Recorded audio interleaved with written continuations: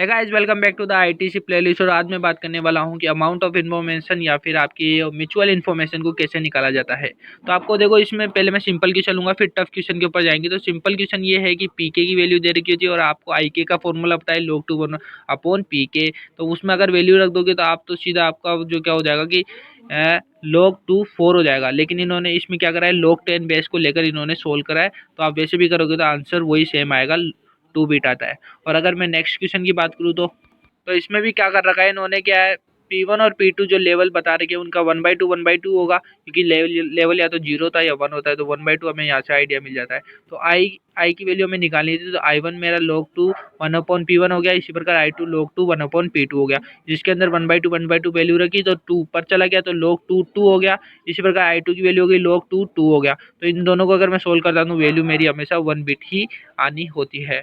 तो इस प्रकार से ये दोनों क्वेश्चन सिंपल। अब मैं जाता हूँ मेन क्वेश्चन के ऊपर, जो हमेशा मतलब कि एग्जाम में पूछा ही जाता है। और थोड़ा इसकी प्रॉपर्टी पे भी जाना होगा मैं, कि इसकी प्रॉपर्टी के बेस के ऊपर ही वो क्वेश्चन सोल्व होना है। चलो देखते हैं।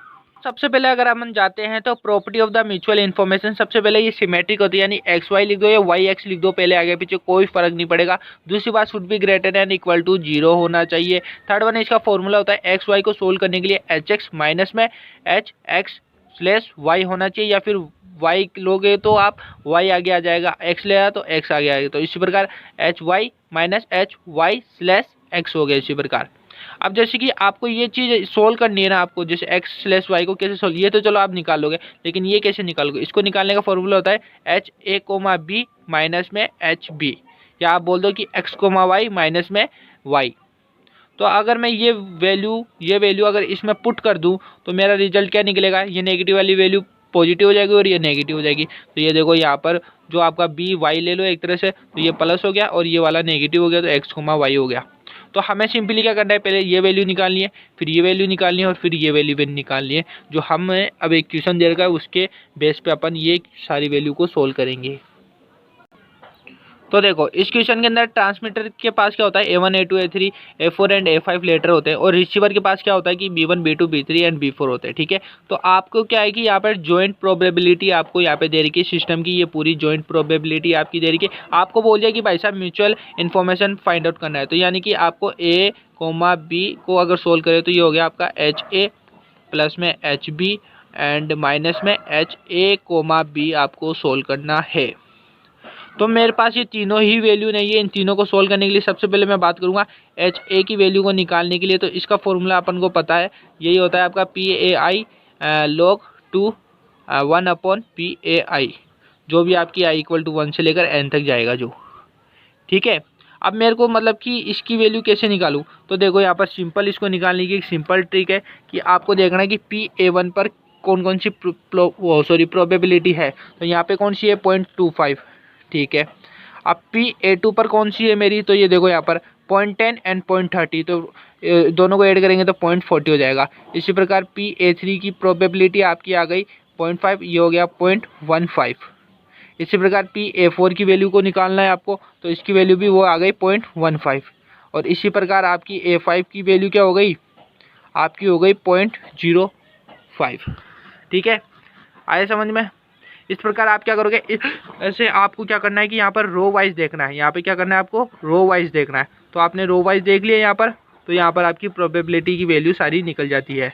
अब आपको सिंपली एच ए के वैल्यू के अंदर ये चीज़ पुट करनी है। तो सबसे पहले आ गया 0.25, देन log 2 एंड 1/0.25। इसी प्रकार आ गया 0.40 log 2 1/। तो हम इसको सोल्व करते हैं, तो ये हमारी सारी वैल्यू हमने ऐसे पुट कर दी है। 2 टाइम था तो 2 मल्टीप्लाई कर दिया मैंने। अब इन सबको आप सोल्व कर सकते हो, आपके पास कैलकुलेटर होगा, उसके थ्रू आप क्या कर सकते हो, डायरेक्ट इनकी वैल्यू को निकाल सकते हो। एग्जाम में भी आपको कैलकुलेटर अलाउ होगा तो आप आराम से इसको सोल्व कर सकते हो, कोई दिक्कत वाली बात नहीं है। अगर मैं सोल्व करूँ तो इसका आंसर मुझे मिलता है, आंसर है 2.066 बिट पर सिंबल। अब इसी प्रकार मेरे को क्या करना है, इस बार एच बी की वैल्यू निकालनी है। तो एच बी के लिए मैं क्या करूँगा, कॉलम वाइज देखूंगा, कॉलम वाइज मेरी जो प्रोबेबिलिटी है वो क्या क्या है। तो एच बी के लिए मैं सबसे पहले निकालने बैठूंगा। तो देखो PB1 की वैल्यू क्या है मेरी, तो इसको दोनों को ऐड कर दूँ तो मेरा वैल्यू आ जाएगा 0.35। एंड P आपकी B2 की वैल्यू कितनी आती है, तो पॉइंट आपकी हो गई 35 एंड अब मैं बात करूँ PB3 की वैल्यू तो मेरी यहाँ पर हो गई, ये देखो ये हो गया 0.20 हो गया यहाँ पर। एंड P आपका B4 की वैल्यू देखूंगा तो यहाँ पर हो गया 0.10 हो गया आपका। तो इस प्रकार मेरी सारी प्रोबेबिलिटी निकल गई है। अब प्रोबेबिलिटी को यूज करके मैं HB की वैल्यू सिंपली निकाल लूँगा। तो पूरे को सोल्व करने पर मेरी HB की वैल्यू निकलती है 1.857 बिट पर सिंबल। अब मेरे को फाइनली इसकी वैल्यू चाहिए, यानी कि HA, B। तो इसके लिए प्रोबेबिलिटीज क्या होगी, तो देखो सबकी सेपरेट सेपरेट देखो, इसकी अलग, इसकी अलग, इसकी अलग, इसकी इसकी इसकी इसकी इसकी इसकी इन सबकी अलग अलग निकालेगी। पहले हमने रो वाइज देखा, कॉलम वाइज देखा according to HA and HB। अब A, B दोनों है यानी कि जॉइंट में, तो आपको सबका सेपरेट निकालना होता है। तो देखो अगर मैं इसको सोल्व करता हूँ A, B को, तो मैंने सेपरेट यहाँ पे देखो 3 टाइम 0.10 था तो मैंने 3 टाइम ले लिया, यहाँ पर 3 टाइम 0.05 था तो मैंने इसको ले लिया, और इस प्रकार 0.13 सबको सोल्व करा तो मेरे को ये वैल्यू मिलती है। अब मेरे को निकालना था ये, तो इसके अंदर इसकी वैल्यू मिल गई, इसकी मिल गई, इसको मिल गई, तो इसको घटाओ और सिंपली आंसर निकालो। या फिर आप इसको ना करके आप पहले इससे ये वैल्यू निकाल लो, देन ये वाला फॉर्मूला लगा लो, ये लगा लो, कोई से लगा लो, सबका मीन एक ही होता है। तो मैं क्या कर रहा हूँ, सिंपली A, B से जाता हूँ और सिंपली मैं क्या करता हूँ HA प्लस में आपका HB माइनस में HA, B करता हूँ। अब मेरी जो I=A, B है, जिसके अंदर HA की वैल्यू मेरी आई थी, कितनी आई थी, मेरी आई थी 2.066 आई थी।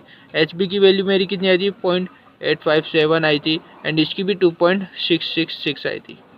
तो इस प्रकार अगर मैं इसको सोल्व करूँगा तो मेरा लास्ट आंसर मेरे को देखने को मिलता है। तो ये है मेरी लास्ट आंसर इसको सोल्व करने पर।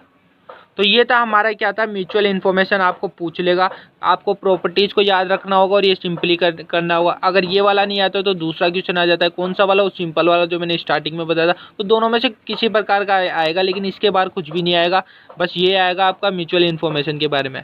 तो आई होप आपको समझ में आया होगा। And thank you so much for watching this video.